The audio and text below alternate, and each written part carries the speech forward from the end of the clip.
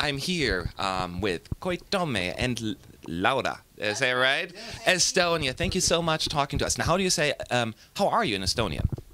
Kuidas läheb? Guten Slap? Kuidas läheb? Guten Slap. And you would respond? Hästi. Hästi, see? Or the youngsters say, okay, just ok. Oh, just okay. Ok. Yeah. Ok. Ok, sounds very Americanized, actually. Now, first I'm going to start out with something I have to show you first. So I'm going to, you saw it already. It's a very famous picture, and I just want to know, I'm going to what went through your mind when this happened. And just for our reader, I'm going to show you that in a minute. Is the moment you won Eesti Laul, the Estonian national finals, your faces said everything. I mean, unexpected surprise. You can probably, it's the first thing what comes to my mind. I mean, It was because it was a very difficult competition this year.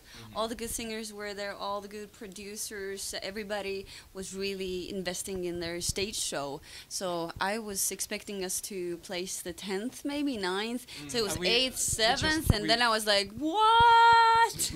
like you see on the picture also, we really didn't expect to win. So that was really sincere. Yeah, that was a sincere shock. Yeah.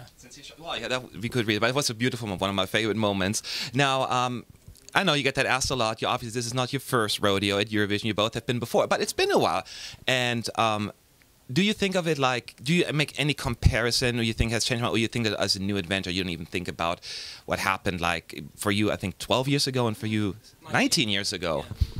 Yeah, I mean, first of all, we are so lucky that we can experience this second time already. I mean, this is just amazing, and now, of course, we are so much older, you know, and then doing this now, personally, me, like 22 years now, and doing different things and productions, and then and now, when I was 20 years ago, I was so young and green, and you know, see first time this huge venues and so many cameras and so many people. I was like really like, I mean, even like scared, and I was really, I felt like a country boy's first time in the big city or something like that. But now, 20 years later, now I feel much more comfortable, and just, you know, just now try to enjoy this 2 weeks here, this right here, and yeah.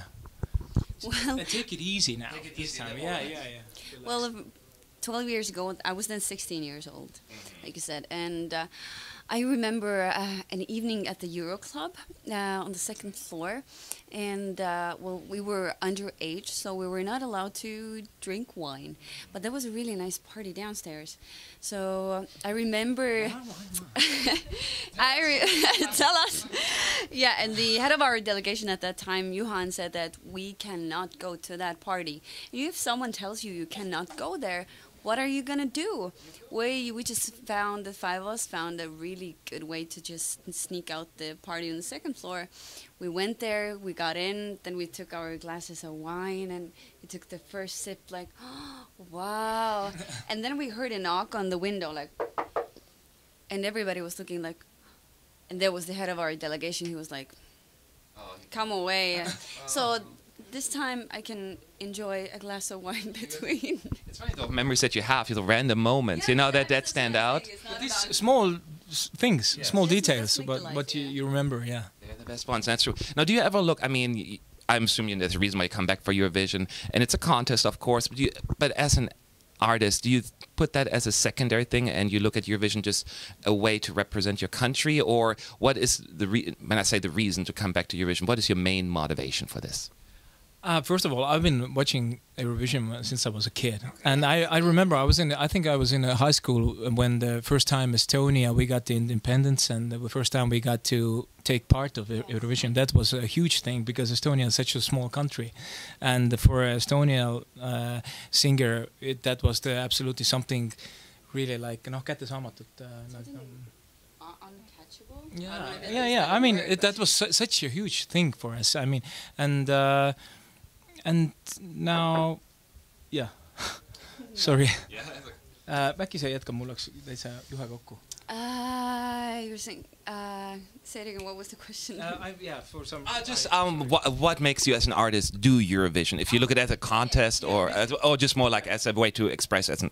Well, I see it as the same way I see the Estonian Music Awards. I think it's besides the fact that we can represent the country and etc.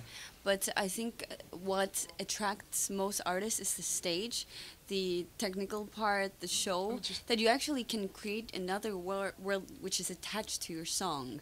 Like today on the stage in the rehearsal, I feel like I'm part of something magical to say. And if you see it on the video and how the cameras are moving, and so it gives another dimension to the song. And I think this is something that you don't get to experience it every day. Yeah.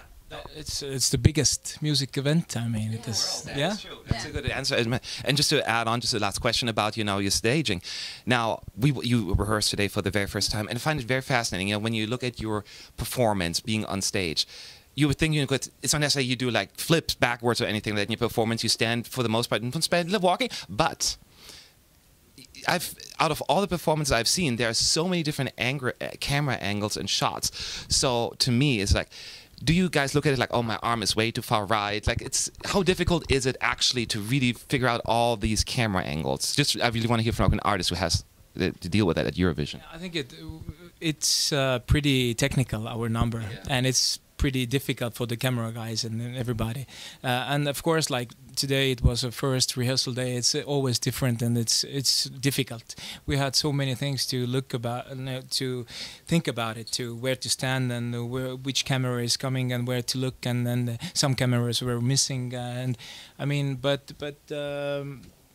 I mean, things that are. It actually looks pretty simple when you look at it. If you don't, yes, yeah. But I think that's the thing when you're a classical singer, and it seems very simple, like whoa. It's like, oh, it's so doable. But that's the power of the simple things. You have to rehearse it a lot, and then it comes out naturally. And then we don't want the people to see it's difficult, Yeah. We want them just to get the feeling of Verona and the message of the song. You said right. We are really like working with the camera angles a lot, and then I hope we can change some small details. Still, we have time to change, and we know what we have to do and what we have to change. But and even like I saw Laura's dress like 15 minutes before the rehearsal first time. Yeah. So we're gonna probably change my outfit, and we're gonna think about it. And so, but we have time. But I mean, technically, and we have some. Maybe we would like to use a bit more visuals. But yeah, just technical things. Yeah, in the process. It works. So that's why we have all these rehearsals. Well, the last thing I want to say, just make sure that everyone on May 11th vote number 17 for Estonia, right? Yeah, so if they need your support, so make sure to vote for your favorites. I want to thank both of you so much talking to us, and I wish you the best of luck, okay? Thank you. The picture is awesome. My friend actually took it. Yeah, really? I saw it. I saw it on Google. I had to look. Amazing. Thank you.